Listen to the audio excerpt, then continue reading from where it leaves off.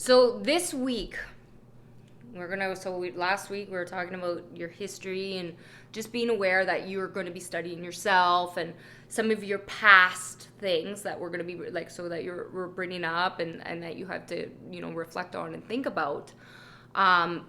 What the next thing that I want you to start to look at this week is your life right now and being brutally honest with where you are at. Brutally honest with where you are at. And that's a tough thing to do because a lot of us want, we can say, oh, I'm unhappy in these areas, or I don't like this extra weight, or or whatever it is, or I'm my family life, my relationships, my whatever. We want to be brutally honest with ourselves and our roles in that. Because if you're unhappy with something, which really, I'm sure there's something that you're unhappy with, otherwise you wouldn't be here. What is the role that you have played in that? So the first thing we have to do is be honest with what our current situation actually is. So writing out a list of the actual things, or speaking to our phone, right, is actually going to be encouraged. I want you to start when you're irritated with something's frustrating you this week. This is the opportunity to document that. I really want you to document those things. So, situation comes up, you're looking at your life, right? Because when you first start this and you're watching it might not come to mind. As you analyze yourself over the week, something happens, right? It could be something that, it could be something you have a kid, and you have to get them to their whatever, maybe they're in sports or in different things, and then they have attitude with you, and you're doing all this stuff, you feel underappreciated, you feel undervalued. Well, that could be a great opportunity to be like, okay, this is the reality of the situation. I love my child, I love who they are, but I'm feeling really undervalued and underappreciated. I actually hate doing this, right? I told myself in the beginning, I love being a parent who's there for my child. I love being supportive, but I'm actually irritated right now that I'm doing it, but I'm not being appreciated for it. It's taking away time from something else I want to be doing. Is there a different, I'm unhappy with it. That's just being brutally honest. That could be a circumstance.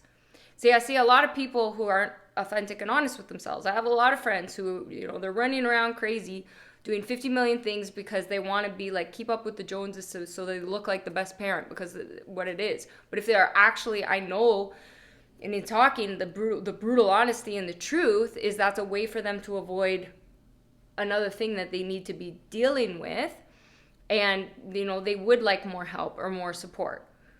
The reality is maybe they're the only one who can do it, and maybe that's what they're doing. But this is what I'm trying to say here, is that analyzing the brutal truth, looking at what it is, being brutally honest, being like, I'm not happy doing this. I might love my kid.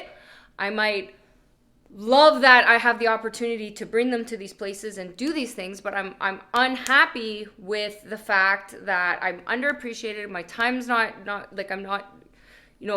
I'm not being really recognized. I'm angry that there's no actual support and help. Okay, that's what I'm saying, is being brutally honest. What now? Then you would ask yourself, what's the self-talk around that? And is there a different option for me, or how am I going to deal with that situation? That's what I'm trying to say, is that you got to go dive down deeper into that brutal honesty, because so often we don't recognize, right? We just keep doing these things. And that could be a source of stress. It's because you feel like your time's not your own, and then you're not even being appreciated for doing something. And that's, as a parent, that's something that we fall into a lot, right? Because we want to be the best parent, we want to do those things, but we're not allowed to say, hey, at times, our kids can suck, right? They can, we want to do everything for them. And then we take that hit, but it's wait a minute, the reality is that's the truth. It doesn't mean you're going to stop being an exceptional parent, but maybe sometimes you have to pull back. That's a possibility for different things. People go, oh my God. I'm not saying to do that. I'm just saying we have to analyze the thought process around that, if that makes sense. We have to analyze every thought with brutal honesty, so we stop judging ourselves, because then you understand that's actually a normal way of thinking. Then you don't feel alone. Why? Because you're like, oh, I feel like a failure. I feel like, how are all these other people keeping up with all of these things? Well, most people are full of crap, or they have additional support, or they have other things you're not seeing.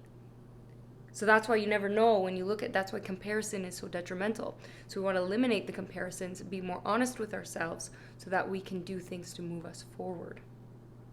And that's so important. So this week, I really, you're going to be documenting and talking, to yourself at different times. You have to just getting to know yourself, the sheets, because we want to find really where are your biggest struggles in life right now, honestly. Because as you're setting, so many times we go, I want to set these goals and these things, but we have to be, okay, this is where we're really at, and this is why I haven't been able to achieve those things, is because I'm still stuck in this way. We say, oh, well, if I had all these things, I'd be happy, like XYZ. Well, we have to create that future, and we have to understand where we're really at, because so many times we get our past, present, and future mixed up. Like we're thinking, yeah, I want these things for the future, we want these goals, we want this stuff, but like, really, what is it going to take to get there? And I mean, really, what is it going to take based on the circumstances that you're actually in brutal honesty? And that's where so many people fall short of ever achieving their goals and their dreams, ever, is because they're not brutally honest with their present and what they actually are dealing with. So they can't be present. So many times we're distracted, we're in different, and it's very common now too, and I've seen it a lot with people I know and friends. Like this was a learned skill, for the record, right? Because I diagnosed ADD and all of those things, and always feeling guilty, and I'm doing everything. And I actually was doing something that woke me up to it when I broke my computer, because I was so busy. I'm painting, I'm doing a course that I'm watching this course while I'm painting my daughter's room. I got something else going on, and then I broke. At the time, I had no extra money. I broke my computer. It was like, oh my God, and I just had an absolute meltdown. And it was because I was doing too much. And I realized I had to stop doing that, because I'm like, holy, you just have to, people say, oh, I can't focus on something. It's because they're not giving their attention to it, because their thoughts are going other places, constantly going other places. When your kid, and nowadays with our phones, right, or our friends, like our kids can be talking to us, if we're like doing something else and not giving them our full attention, that then they act out. But even saying, hey, you know what, if what you're doing is important, hold on here, let me finish this, and then give them the attention they deserve, right? So it's separate, because then and learning that there's different times and ways to do that. If I go out with a friend and they're on their phone, texting, talking to other people, like not paying attention to me, then I'm like, why did we bother to do this then? And that's what our society, I've noticed, has become so much. It's a respect thing of time. If my time is so valuable to me, I don't screw with that. And that's why I want to teach other people to do the same. So it's like, you don't get me as a friend or any of those things if you can't respect my time, because it's very important to me. So if you're going to be the friend that's on your phone and texting and not giving me that really attention, then I would do the same. Like, obviously there's circumstances where at time and different things, but if I'm going out to lunch, right, and we're here for an hour and we're talking and you're spending your time on your phone, I'm never going to lunch with you again. You lose me, because that is just so disrespectful. But we do it to each other all the time nowadays, and I can't say I haven't done it. I just learn it, because I give that respect to my friends. I expect that respect in return. Those are learning those boundaries and those things. Now that might not be for you. Everybody has different circumstances, but I had to learn what my boundaries were. Right? And for me, time is my most important. Don't screw with my time. Do not screw with my time even for 1 minute. So understanding that. So you have to understand where you're at, why you're there, and what you're doing. So this week is going to be being brutally honest with your life circumstances now.